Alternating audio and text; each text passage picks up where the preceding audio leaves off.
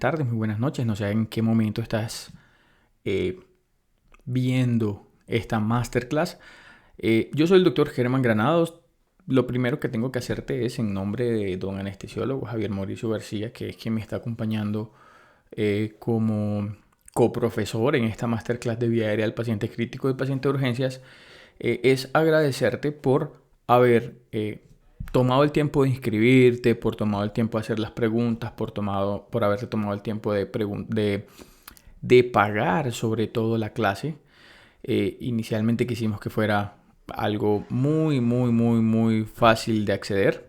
Y bueno, básicamente hemos cumplido los objetivos con respecto a lo que nos habíamos planteado inicialmente. Esta es una masterclass que va dirigida a médicos generales, va dirigida a especialistas de áreas de cuidado intensivo que estén recién formados, va dirigida a terapeutas respiratorios o terapeutas respiratorias, a enfermeras jefes, a auxiliares de enfermería, a todo el personal médico asistencial que haga parte del equipo de atención del cuidado del paciente crítico, del paciente de urgencia.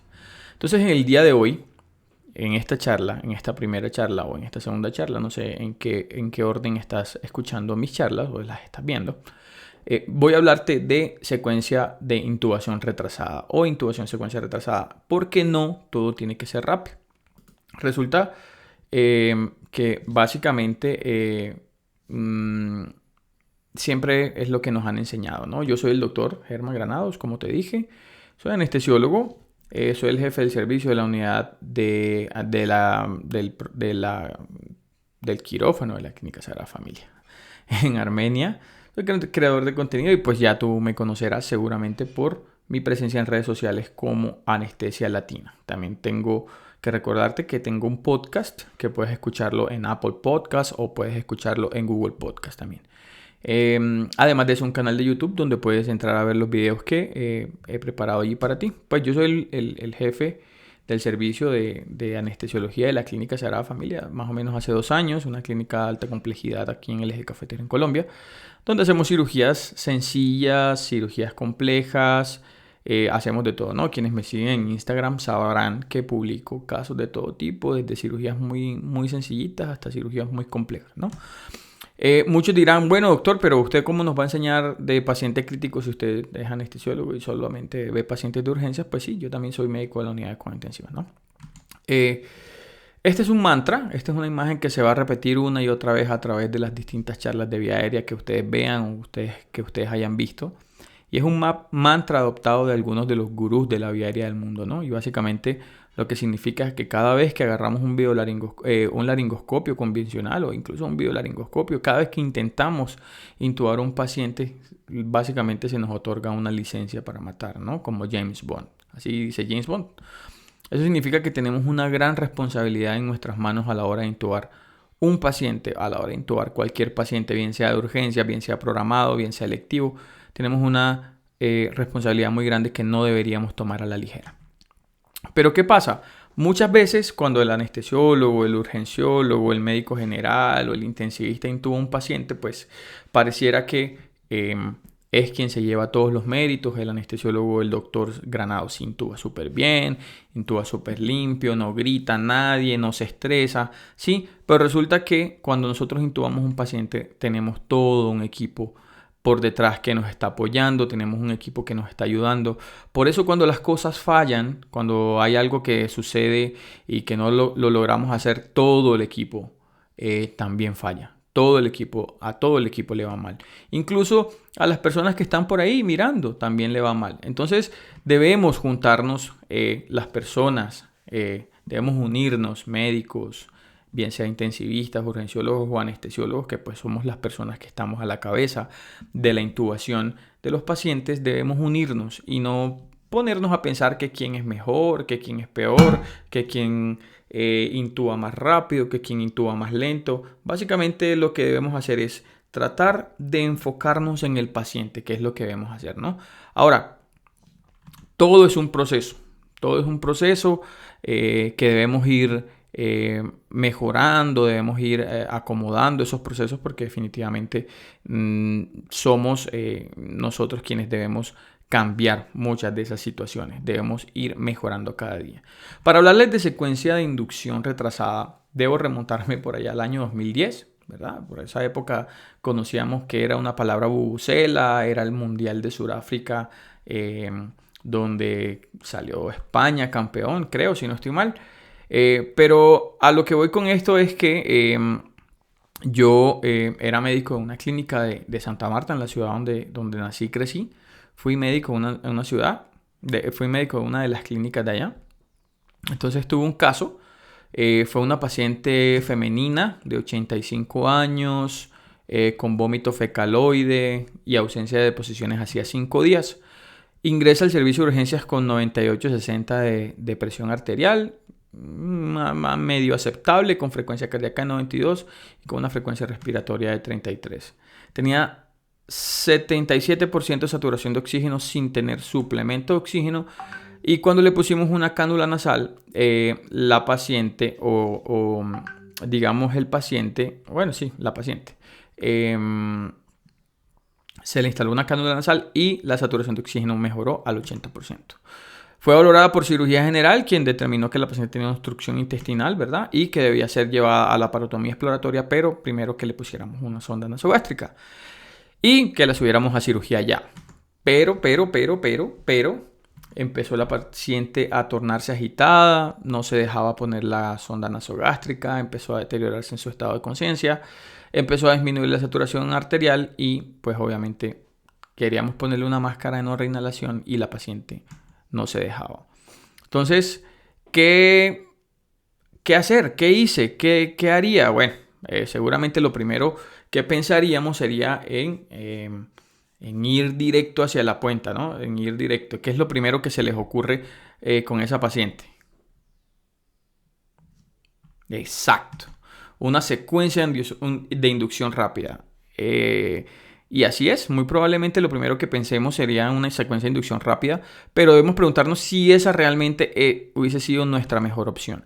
Y es que a la hora de abordar una vía aérea, en cualquiera que sea el paciente, tenemos dos opciones, ¿no? Una opción de enfoque y una opción de ejecución.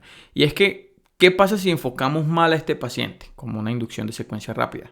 Pues básicamente tenemos un solo chance de hacer bien las cosas. Tenemos un solo salto. Estamos dando prácticamente un salto al vacío y todo tiene que salir bien, porque si no sale bien, pues obviamente nos vamos a morir, vamos a perder la vida. Si hacemos un salto al vacío y no sabemos si el paracaídas abre, si no sabemos si el paracaídas está bien ubicado, si está bien amarrado, si está bien envuelto y que se va a abrir cuando lo intentemos abrir, pues seguramente vamos a fallar. Y precisamente ese enfoque pues no está mal. Eso es el enfoque tradicional, es lo que nos han enseñado a través de los años, es lo que hemos aprendido generación tras generación. Ponerle una vía venosa al paciente, pasarle propofol o etomidato, rocuronio, succinilcolina e intubarlo. Si contamos con suerte, podremos hacerlo todo bien. Pero ¿qué tal si no funciona? ¿Qué tal si ese enfoque tradicional nos falla? Entonces tendremos un paciente a puertas de la muerte. Entonces, ¿por qué apostar con la vida del paciente si solo tenemos un salto y debemos hacer de ese salto el mejor posible? No solo para nuestro paciente, sino también para nosotros, porque es que el ambiente médico-legal también es muy duro, ¿cierto? Entonces ahí es cuando el enfoque se hace realmente importante. Y la ejecución, pues obviamente es todo aquello que vamos a necesitar para llevar a cabo nuestra intubación, en este caso, pues de la paciente de la que les estoy hablando, de la mejor forma posible. Entonces, ¿cómo podemos definir el enfoque? Pues aquí tenemos dos aspectos muy importantes, ¿no? Primero, la secuencia y los dispositivos que vamos a usar. Pero si vamos a hablar de secuencia, ¿verdad? No nos vamos a enfocar en dispositivos, ni videolaringoscopios, ni etcétera, ni nada de eso, ¿no? Mucho menos nos vamos a enfocar en ejecución, ¿sí? Nos vamos a enfocar en la secuencia que vamos a usar con este paciente. Y debemos entender que no hay una sola forma de intubar a los pacientes. En el servicio de urgencias o emergencias o en la unidad de cuidados intensivos tenemos varios enfoques. Entonces tenemos el enfoque tradicional, que normalmente es el enfoque que se da a los pacientes en el escenario de anestesia, los pacientes que se intuban programados, que van para cirugías programadas, etc. Por otro lado tenemos el enfoque de la inducción de secuencia rápida, que es todos los pacientes que tienen riesgo de aspiración. Tenemos el concepto de inducción de secuencia retrasada, que son los pacientes con trastornos de agitación o pacientes que tienen preoxigenación difícil por cambios comportamentales, y tenemos la intubación de paciente despierto. Entonces, en la intubación tradicional, ¿qué tenemos? Tenemos un paciente que se oxigena, al que se le pasa la mezcla tradicional, propofol, o lidocaína, propofol, relajante el paciente se duerme, se sigue preoxigenando con la máscara, se sigue dando ventilación positiva con máscara porque tiene el ayuno completo, porque tiene el estómago vacío, le ponemos el bloqueante neuromuscular y lo intubamos. En la inducción de secuencia rápida, lo que vamos a hacer es oxigenar al paciente y vamos a darle los medicamentos o la mezcla de sedación, se la vamos a dar junto, casi que en shots, con el bloqueante neuromuscular. Entonces pasamos normalmente propofol, rocuronio, propofol, succinilcolina e intubamos al paciente. En la inducción de secuencia retrasada tenemos un paciente donde tenemos fallas para preoxigenarlo inicialmente. Entonces pasamos medicamentos como puede ser ketamina o puede ser Ketodex en unas dosis adecuadas para el paciente sigue respirando, el paciente sigue ventilando por su cuenta, se oxigena el paciente y una vez ya oxigenado el paciente durante 3 minutos, entonces decidimos si nos vamos con una secuencia de inducción rápida, ¿verdad? Si nos vamos con una secuencia COVID, que es solamente usar ketamina o puede ser Ketodex, o si definitivamente el paciente mejora de una manera sustancial y no es necesario intubarlo, aunque como les voy a mostrar ahorita, eso definitivamente es muy riesgoso. Y la intubación del paciente despierto, pues obviamente es un paciente al que se le administra atropina para secar las vías, la vía oral, para que no haya hipersalivación, se oxigena el paciente, se usa lidocaína, bien sea spray, nebulizada, tópica, inyectada, traqueal, bueno, de cualquier forma que haya. Se le aplican los sedantes al paciente y el paciente se intuba despierto, ¿cierto? Entonces, esos son los 4 enfoques tradicionales o los 4 enfoques que tenemos para intubar a un paciente, digamos que en el servicio de urgencia pudiera ser. Pero en esta clase nos vamos a dedicar a hablar solamente de la secuencia de inducción retrasada. Básicamente vamos a hablar de eso.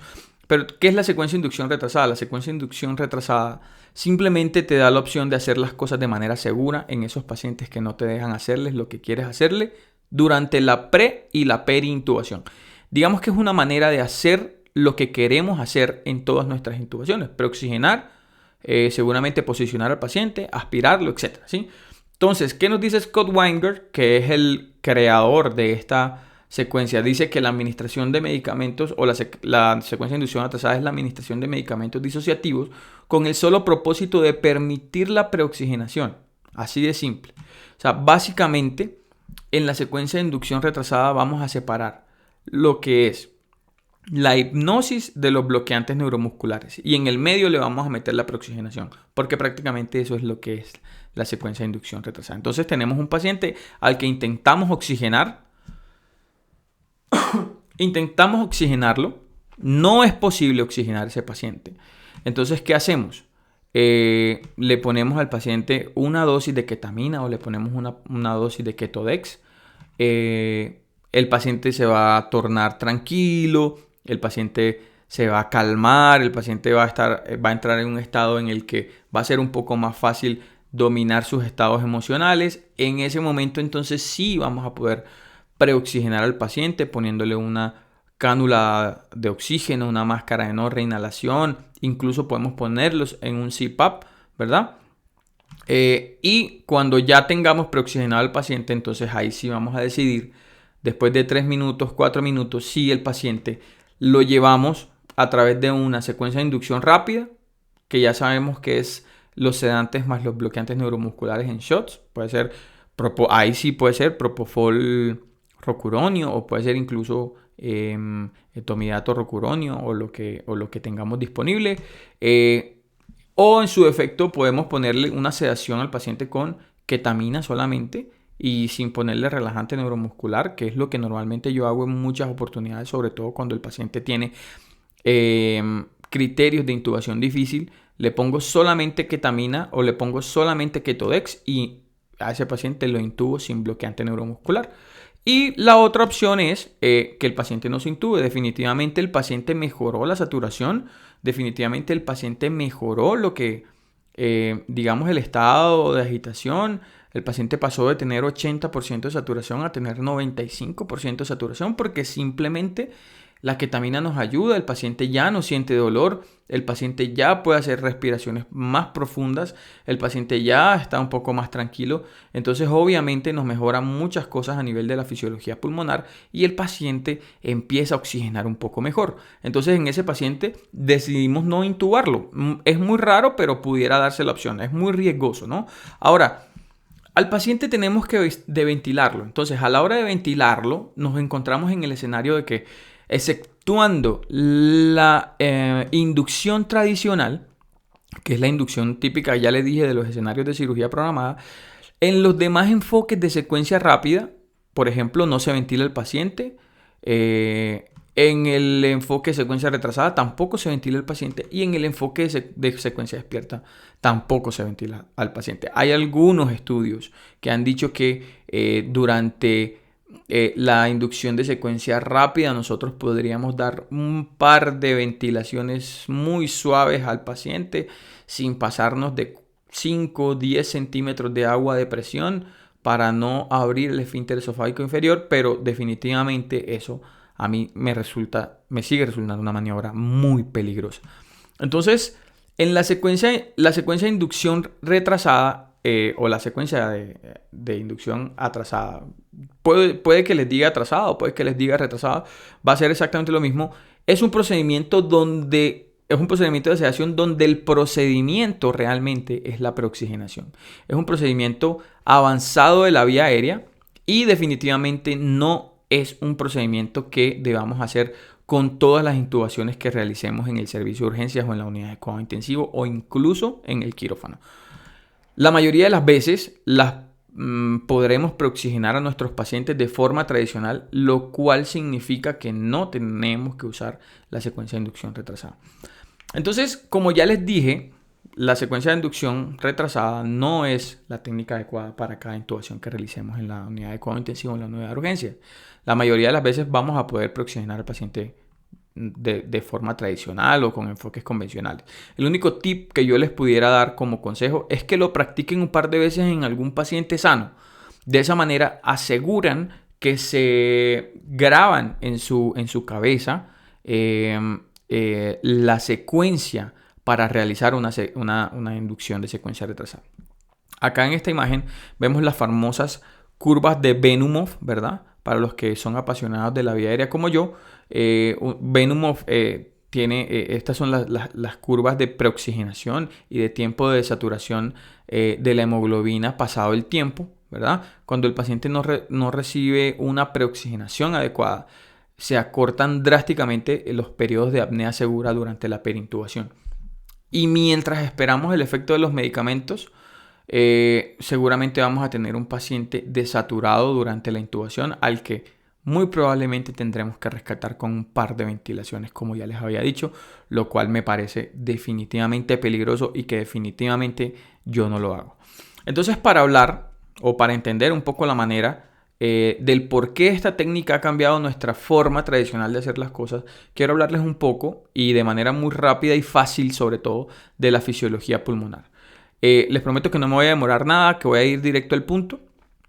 Y es que hace poco corrí una encuesta en Instagram preguntando si les gustaba la fisiología pulmonar y varias personas le respondieron a la opción que la fisiología en las charlas les da sueño. Entonces voy a tratar de hacerla corta, ¿no? Entonces, los 3 conceptos básicos en fisiología pulmonar son los siguientes. Y no esperen aspectos muy técnicos, no esperen que lo haga muy técnico porque esto es fisiología pulmonar para dummies.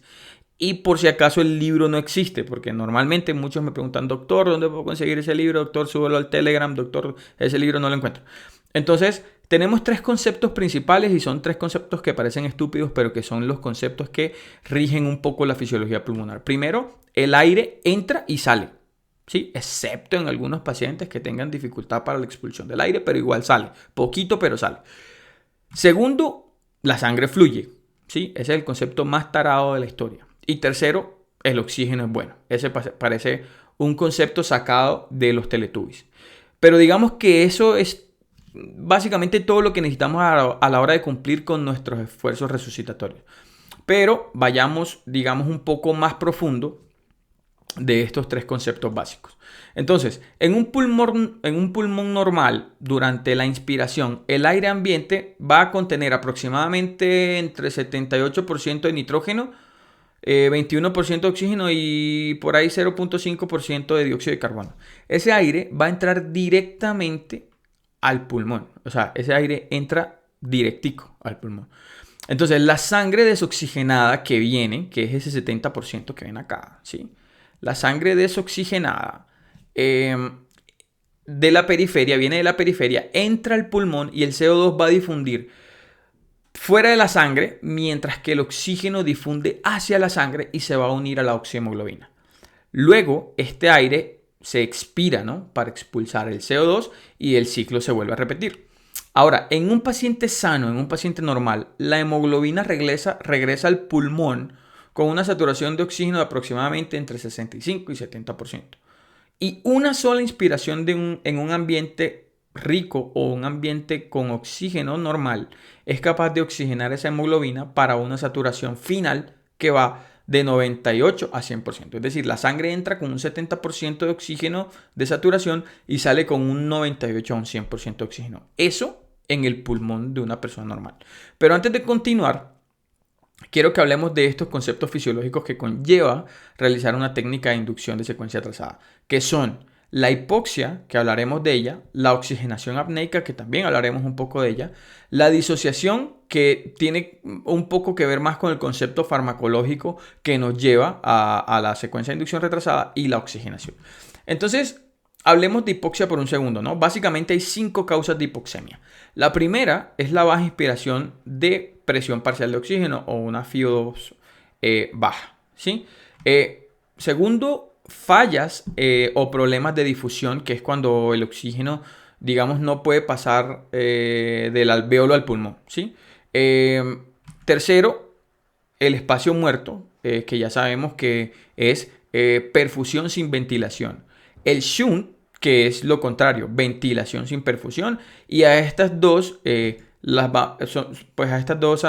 situaciones son las que vamos a llamar alteraciones del BQ, ¿cierto? Y por último, tenemos pues la baja saturación venosa de oxígeno debido a un secuestro o a un aumento de la extracción de ese oxígeno que entra de la periferia por parte de los tejidos. ¿Listo? Entonces, a veces, pues, digamos, una vez más, en un pulmón normal, digamos, esta es una unidad alveolar de un paciente sano, ¿sí?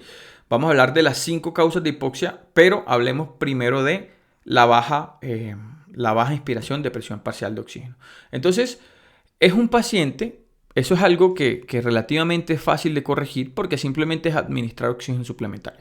Por ejemplo, en ambientes pobres en oxígenos, como ¿cuáles? Como expediciones subterráneas en los que los expedicionarios tienen que llevar oxígeno porque pueden encontrarse en cavernas que están con muy bajo nivel de oxígeno, o por ejemplo cuando la gente se queda encerrada en un ascensor en una película durante más de 5 horas, o si por el contrario está subiendo al Himalaya, ¿verdad?, donde hay poca cantidad de oxígeno, entonces o te suplementas con oxígeno o simplemente desciendes para mejorar la presión inspirada de oxígeno.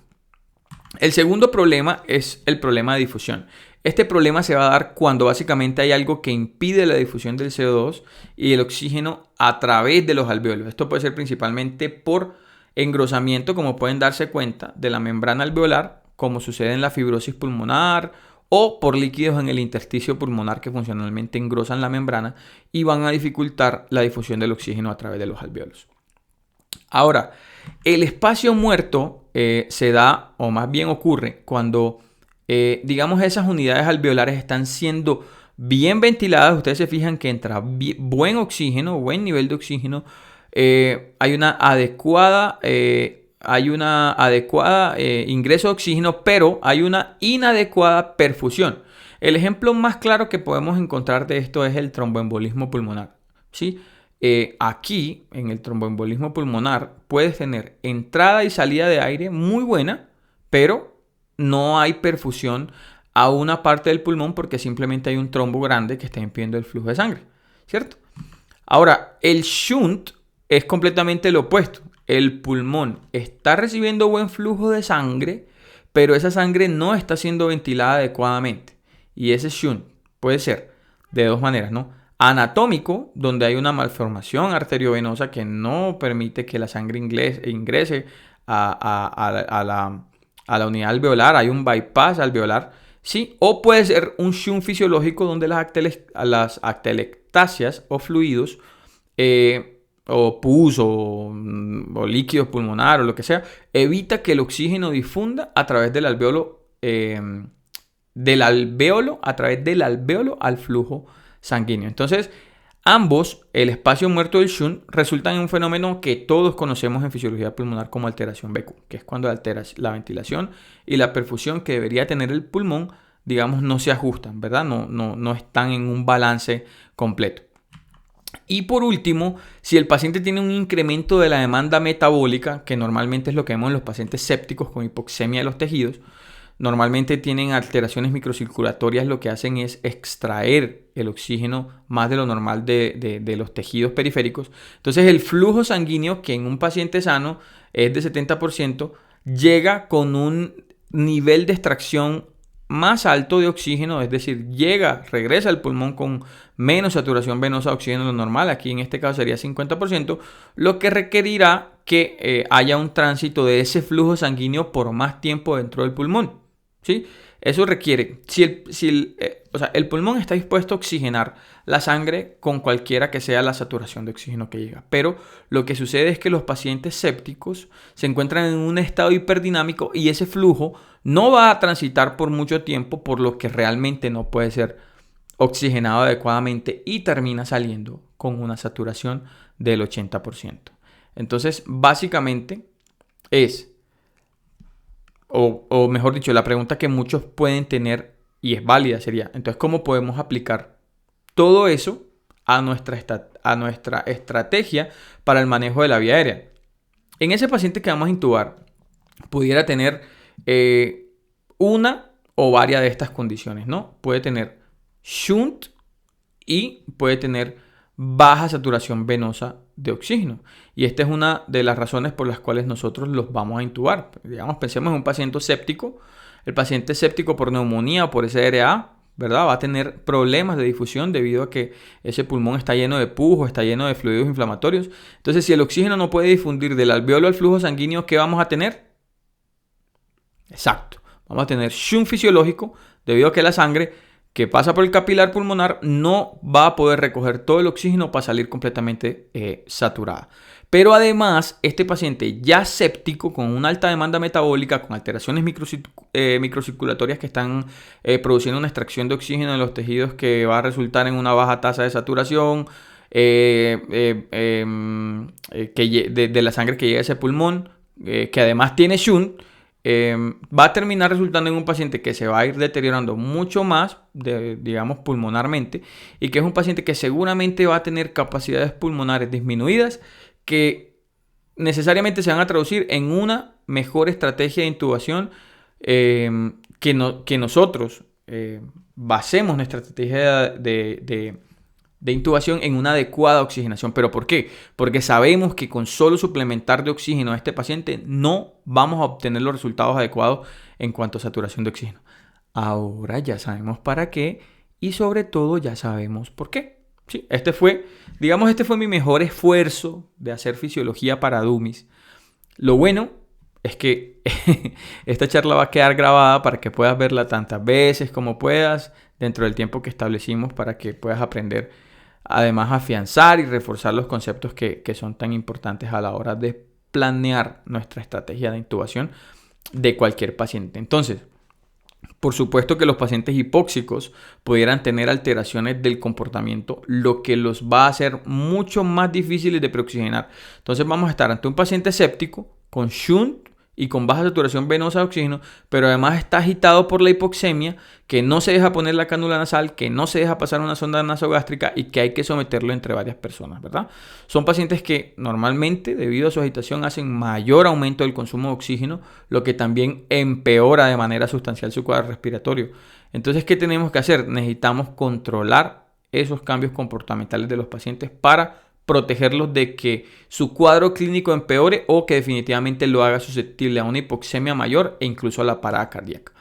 Ahora ya sabemos que el punto de la secuencia de inducción retrasada es preoxigenar a los pacientes separando la inducción del bloqueo neuromuscular precisamente con un periodo de oxigenación. Entonces, el algoritmo de secuencia de inducción rápida básicamente es, si el paciente está agitado y requiere intubación, pongamos un bolo de 1 a 1.5 miligramos por kilo de ketamina o un bolo de Ketodex 1-1 lento en 1 a 2 minutos, como muchos de ustedes ya lo habrán visto que yo lo hago, lo preparo y lo paso en los pacientes. Un bolo lento de Ketodex, ketamina 1 miligramo por kilo, dexmetomina 1 microgramo por kilo, lo diluyo en una jeringa de 10 cc y lo paso en un bolo lento que va de 1 a 2 minutos en los pacientes que no tienen alguna alteración o algún predictor de inestabilidad hemodinámica.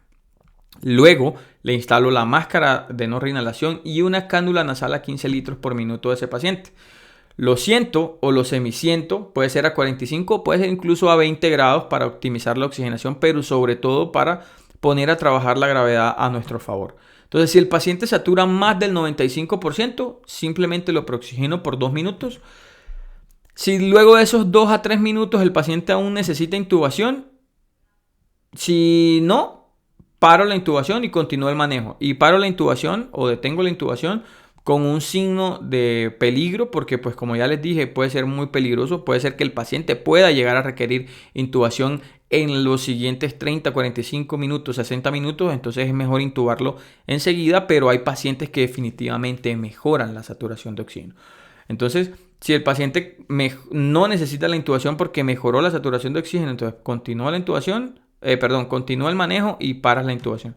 Pero si el paciente aún necesita la intubación, entonces un bolo de bloqueante neuromuscular con la cánula nasal puesta a 15 litros por minuto para oxigenación apneica. Entonces, intubamos, confirmamos el tubo, iniciamos la sedación posterior a la intubación y en caso de que el paciente lo requiera, iniciamos medicamentos inopresores o iniciamos medicamentos vasopresores si el problema es por vasodilatación. Ahora, si el paciente satura menos de 95% al instalarle la máscara de no reinhalación en la cánula de 15 litros, semisentarlo, entonces usamos CPAP o usamos una bolsa de ventilación manual con válvula de PIP ubicada en 5 a 15 centímetros de agua. Si el paciente mejora la saturación con la válvula de PIP, con el CPAP, entonces lo preoxigenamos 2 a 3 minutos y volvemos a mirar. ¿Necesita intubación? No, paramos la intubación, continuamos manejo. Si el paciente necesita la intubación, entonces bolo de bloqueante neuromuscular, oxigenación apneica, dejamos la cánula nasal y intubamos al paciente, confirmamos el tubo, iniciamos la sedación y en caso de que el paciente lo requiera, vasopresores o inopresores. Ahora, una vez hemos cumplido con separar la inducción de la parálisis producida por los bloqueantes neuromusculares, vamos a tener un paciente tranquilo, ¿verdad? Sedado, que se va a dejar poner en CPAP o simplemente se deja poner una sonda nasogástrica previo a la aspiración.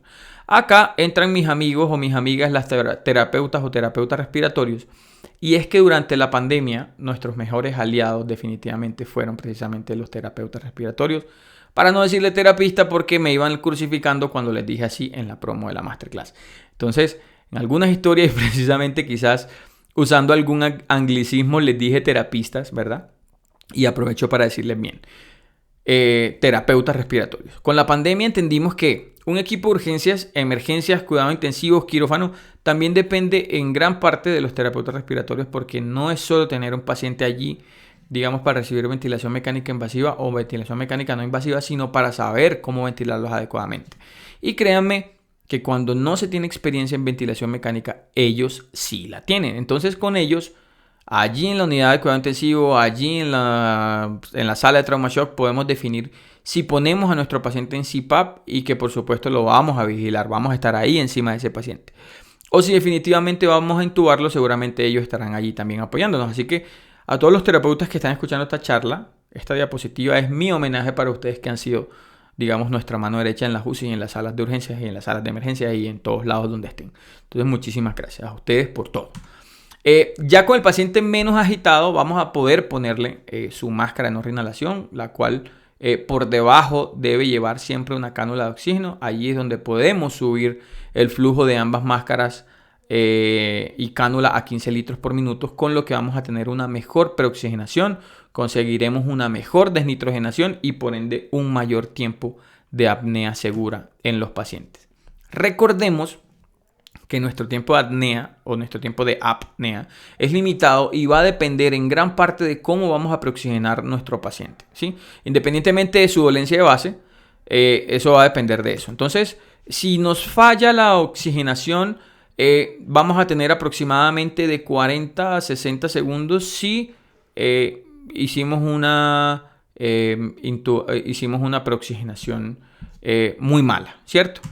Si hacemos una buena preoxigenación, vamos a tener aproximadamente entre 3 a 5 minutos de tiempo de apnea segura, ¿sí? Pero si hacemos una buena preoxigenación y además de eso le sumamos oxigenación apneica, seguramente vamos a tener más de 5 minutos de tiempo de apnea segura. Y es que definitivamente nuestro objetivo es llevar al paciente a una saturación, digamos, superior. Hace algunos años, la indicación de intubación era precisamente la hipoxemia. Un paciente que estaba saturando 82, 83, 75, había que intubar. Pero para ese entonces, el rey de la escena y lo que había era el tiopental sódico. Apenas si había rocuronio por allí. Y la cantidad de sucesos, eventos adversos que ocurrían eran definitivamente demasiado. Hoy hemos logrado cambiar ese paradigma, hemos logrado mover ese paradigma. Y la razón es que la secuencia de inducción e intubación rápida ya no es la única opción que tenemos para intubar a un paciente en condiciones de deterioro respiratorio. Entonces los dogmas que existen en medicina tienen alguna razón científica, ¿cierto? Otros están basados en estudios con muy poco diseño o con un diseño metodológico muy malo, y otros en tradiciones que van de escuela en escuela o de generación en generación o de ancestros en ancestros. Y lo digo porque cuando estudiamos oxigenoterapia, lo primero que nos enseñan es que la cánula nasal da máximo 28-30% de FiO2, sea cual sea el volumen que le pongamos, o al menos eso fue lo que a mí me enseñaron en la universidad cuando hice medicina. Y lo escuché posteriormente en un par de congresos a los que fui luego de que me gradué. El punto real es que realmente podemos conseguir hasta 44% de FiO2 con una cánula nasal si logramos fijar el flujo de oxígeno por encima de 15 litros por minuto. Y aquí en este punto es donde aparecen los dogmas y muchos me dirán, pero doctor, es que después de 4 litros el paciente se fastidia y probablemente sí, pero no le podemos poner por más de 4 litros. Sí, muy probablemente sí. Pero, a ver, o sea, eso será 4 minutos máximo mientras lo preoxigenamos, y que son 3 minutos y 1 minuto que duremos intubándolo. Y 1 minuto es bastante. Pero doctor, el oxígeno a ese flujo tan alto le va a resecar las vías aéreas al paciente. Y también es probable que sea cierto.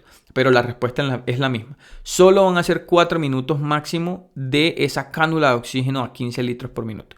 De hecho, hay estudios como que demuestran que una cánula de oxígeno fijada de 1 a 6 litros por minuto nos puede dar hasta 44% de FiO2. Entonces, si hablamos de la máscara de no reinhalación, podemos definir que si fijamos un flujo de 15 litros por minuto, podríamos obtener, pues este estudio pues no es lo que normalmente obtenemos, porque realmente no se obtiene casi un 100% de FiO2. Casi nunca se alcanza esa concentración, pero podemos, digamos, con la máscara de no reinhalación es lo más cerca que podemos llegar a una cánula de oxígeno, a una saturación del 100% sin tener que apoyarnos en una cánula de alto flujo.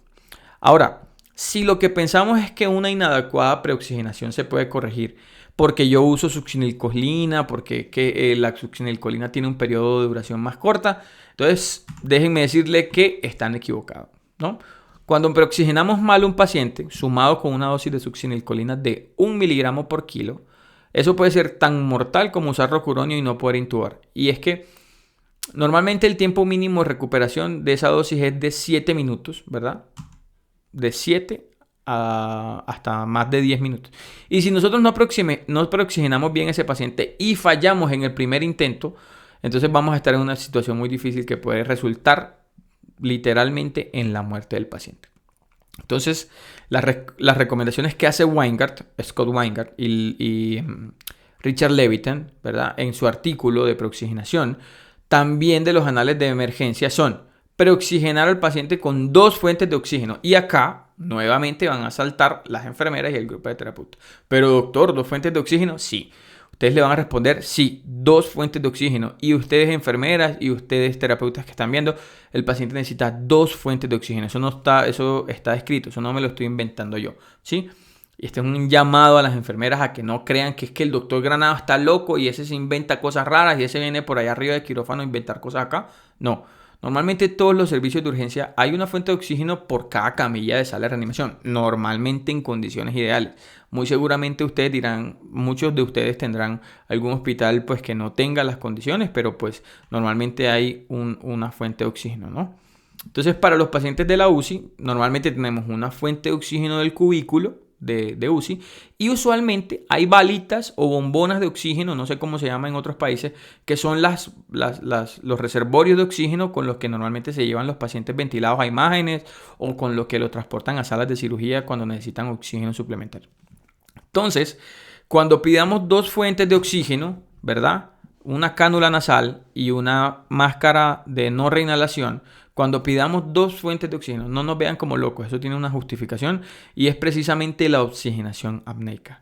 Y es que resulta que, aun cuando no respiramos, ¿verdad? Si logramos la acumulación de un volumen importante de oxígeno en la orofaringe e incluso en la hipofaringe, eso va a crear, digamos, la difusión de oxígeno hacia el flujo sanguíneo que crea un pequeño gradiente negativo, una presión negativa durante la apnea.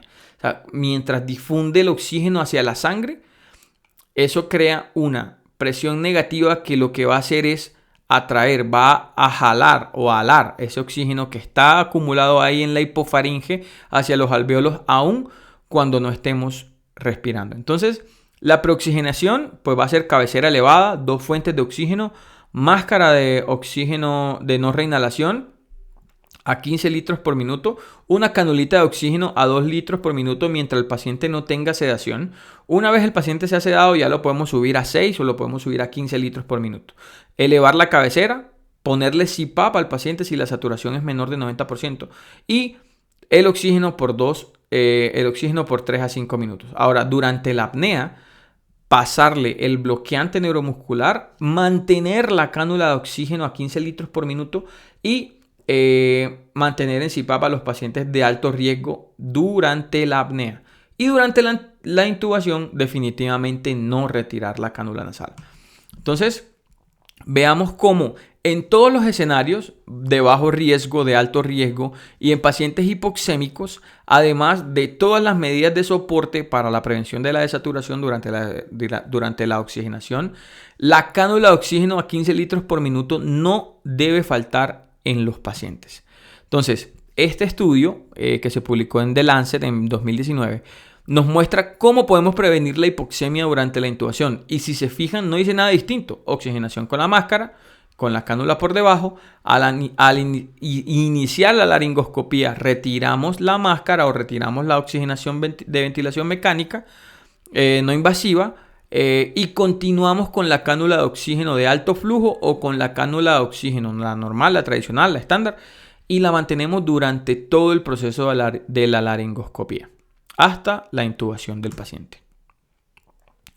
Este estudio del 2010 de la doctora Ramachandran, ¿verdad? Ramachandran, de la Universidad de Michigan, ¿verdad? Ya daba luces en cuanto al tiempo de apnea segura en pacientes obesos. en los que se le ponía una cánula nasal estándar durante la laringoscopía, un flujo de 15 litros por minuto, y lo que encontraron fue un tiempo de apnea segura que iba de ¿qué? Un tiempo de apnea segura que iba de 5.29 minutos en el grupo de pacientes que recibió oxígeno por cánula nasal, mientras que en los pacientes que no recibieron oxígeno, el tiempo de apnea segura fue de más o menos 3.5 minutos. Entonces, este fue un ensayo clínico controlado del 2009. Ya esto fue de otra autora, publicado en la revista Obesity Surgery.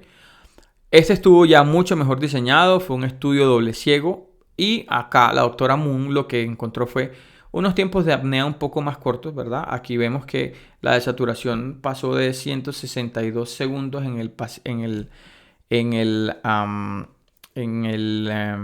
grupo control. Fueron 265 segundos en el grupo que recibió oxígeno y fueron 151 segundos en los pacientes que recibieron aire. Entonces, esto fue un estudio doble ciego controlado. O sea, se cubrieron las dos balas exactamente iguales. Una era de oxígeno, otra era de aire. Y los pacientes recibieron aire, oxígeno y los otros recibieron oxigenación al medio. Entonces vemos cómo acá, durante la intubación, se mantiene la cánula de oxígeno. Aquí vemos cómo se mantiene la cánula de oxígeno. Ahí vemos también que el paciente tiene una cánula nasofaríngea. Entonces, existen demasiados estudios clínicos que pueden asociar la hipoxia perintubación a la parada cardíaca.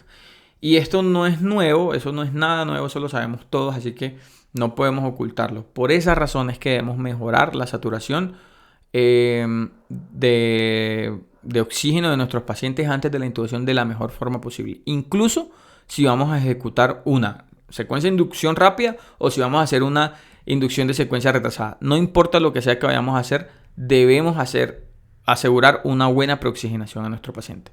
Este fue un estudio retrospectivo realizado por paramédicos australianos que realizaron inducción de secuencia retrasada en 40 pacientes y en ninguno hubo broncoaspiración, porque es que muchos dicen, bueno, pero doctor, es que el paciente puede vomitar. Y evidentemente el efecto del vómito es una de las razones por las que mucha gente no usa ketamina, pero cuando uno se embarca en un plan de una secuencia de inducción retrasada, muy probablemente el paciente va a terminar intubado. Entonces yo nunca he visto un paciente que vomite durante la intubación por la aplicación de ketamina, ¿no? Por lo menos no por razones intrínsecas del medicamento. Ahora, si usted decide por cualquier razón no intubar a ese paciente, entonces póngale ondansetron empíricamente, porque pues tampoco está descrito que funcione para el manejo del vómito con la ketamina. Entonces póngale ondansetron, porque si no lo va a intubar, pues seguramente el paciente sí le va a vomitar por la dosis de ketamina que le puso. Entonces Scott Weingart, otra vez, que es el padre de la secuencia de inducción retrasada, en esta publicación en los anales de medicina de emergencia, que entre otras cosas, este artículo fue rechazado la primera vez que lo presentaron junto con Joseph Soren, con Soren Rudolph, ¿verdad? Este estudio fue retrospectivo y autocontrolado. Autocontrolado es un término que quizás no exista, no recuerdo, pero básicamente cada paciente fue su propio control. Se hizo en diferentes hospitales, fueron 3 hospitales de los Estados Unidos y Dinamarca. No fue un estudio randomizado, no fue un estudio ciego y se realizó en pacientes en servicios de emergencia y unidades de cuidado intensivo. ¿Cuáles fueron los resultados? Obviamente, compararon la diferencia de la oxigenación, que son los puntos azules, con la diferencia en la preoxigenación, con la diferencia de luego oxigenar los pacientes posterior a un bolo de ketamina. Y si se fijan, fue una diferencia significativa para muchos pacientes. Todos, exceptuando 2 pacientes, tuvieron una mejoría notable de la saturación de oxígeno. Entonces, si nos ponemos a averiguar o a preguntarnos en qué se diferencia la secuencia de inducción rápida de la secuencia de inducción retrasada, ya le dije, en la secuencia de inducción retrasada se separa la aplicación del bloqueante neuromuscular de la sedación y en el medio se le mete la oxigenación. Entonces, en la secuencia de inducción tradicional, pues lo que lo que pretendemos es preoxigenar al paciente, le pasamos el hipnótico o el inductor y el bloqueante neuromuscular en shots, ¿verdad? El paciente no se ventila y pues posteriormente se intuba. Y en la inducción de secuencia retrasada preoxigenamos al paciente, le ponemos ketamina o le podemos poner ketodex, preoxigenamos al paciente nuevamente, se mantiene el drive respiratorio, el paciente sigue con sus reflejos de la vía aérea conservado, se pasa el bloqueante neuromuscular, se oxigena, se sigue oxigenando al paciente con la técnica de oxigenación apneica, no se ventila el paciente y pues luego se intuba. Entonces, podríamos decir básicamente que el rey de la secuencia de inducción retrasada es la ketamina, que de por sí es mi fármaco favorito de todos los fármacos favoritos del mundo, ¿sí? Pero la pregunta que ustedes me harían, y sé que me la van a hacer, se la voy a responder acá. Y les aseguro que cuando me la pregunten en Instagram, les voy a mandar a ver el video nuevamente. Doctor, ¿y no puedo hacer secuencia rápida o secuencia de inducción retrasada con otro fármaco como midazolam, propofol, o no sé, o tomidato o cualquier otro? La respuesta es que probablemente sí se puede. Pero lo que definitivamente no sé es cuál dosis de esos medicamentos debes usar para que funcione, porque sencillamente no se ha realizado con otro. Y ahora le voy a explicar por qué un fármaco como la ketamina pues se considera el rey de la secuencia de inducción retrasada. Entonces hay muchos mitos acerca de la ketamina y muchos colegas, especialistas, médicos no la usan porque tienen o piensan que esos mitos aún son ciertos, incluso teniéndola. Entonces, por ejemplo, que no se debe usar en casos de incremento de la presión intracraneal. Falso. Eso es un mito que ya se pudo abolir. Igual que no se debe usar en pacientes con aumento de la presión intraocular. Que se debe usar con precaución en pacientes con esquizofrenia. Y que debería usarse en pacientes y que todos los pacientes deben tener monitor. No. Depende de la dosis, ¿sí? En dosis analgésica es incluso más seguro que los opioides y no es necesario monitorizar los pacientes. Entonces, digamos que la ketamina tiene esta manera que es como yo la veo y muchos otros ketaminólogos del mundo también la ven. La dosis de la ketamina tiene una dosis analgésica que puede ir de cualquier parte entre 0.02 y 0.2 miligramos por kilo. Luego de eso, tiene una dosis zombie donde se presentan los efectos alucinatorios principalmente, y luego viene una dosis disociativa que empieza del 1 miligramo por kilo hacia arriba, teniendo en cuenta que, pues, según estudios un poco más recientes, la ketamina pareciera no tener una dosis máxima tóxica, ¿sí? Lo que sí tiene son efectos cardiovasculares dependientes de la dosis.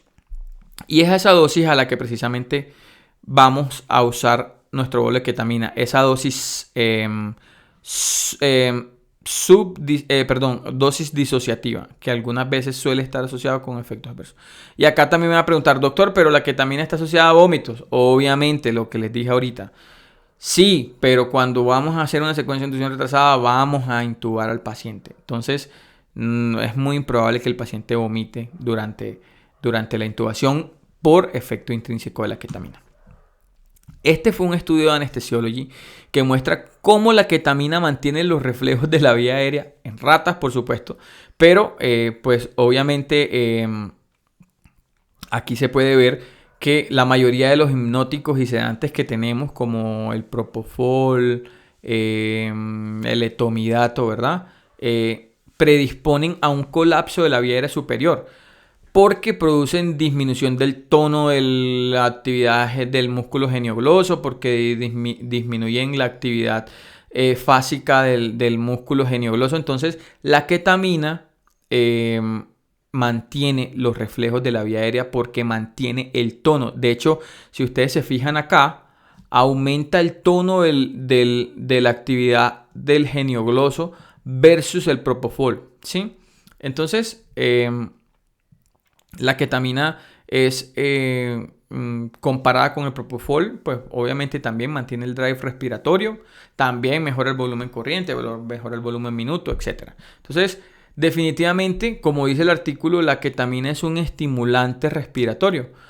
Entonces, ya con todo esto que les he dicho, hemos podido entender qué es una secuencia de inducción retrasada, la cual digamos, es el método más indicado de oxigenación de estos pacientes y cuál es la mejor opción farmacológica para llevar a cabo este procedimiento. Entonces, una vez más, en este estudio de Weingart, entendemos que la ketamina junto con estrategias de oxigenación mejora la saturación de oxígeno de todos los pacientes que van a ser intubados con una secuencia de inducción rápida o bajo una estrategia, digámoslo así, bajo una estrategia de inducción rápida, porque eso es lo que es una secuencia, la secuencia de inducción retrasada, una estrategia de preoxigenación. Entonces, tenemos un caso clínico, un paciente de 31 años, portador de cardioresincronizador con una obstrucción intestinal, un alto contenido por zona nasogástrica, con saturación inicial de oxígeno con 85% a cánula nasal a 3 litros por minuto y que tiene indicación de laparotomía exploratoria. Este fue un caso que publiqué hace poco en mi Instagram, ¿verdad? Aquí está todo preparado, parece muy sencillo, pero pues obviamente está todo preparado, un laringoscopio, una cánula de Guedel, un tubo 7.5. Aquí pueden ver mi Ketodex. Yo hago la inducción con Ketodex. El Ketodex. Esta es mi anestesia periglótica. Y por acá tenemos el imán para el cardioresincronizador, por si acaso. Guiño, guiño. Entonces aquí vemos al paciente con la cánula de oxígeno y encima tiene la máscara de no reinhalación. El paciente ahí no ha sido sedado aún.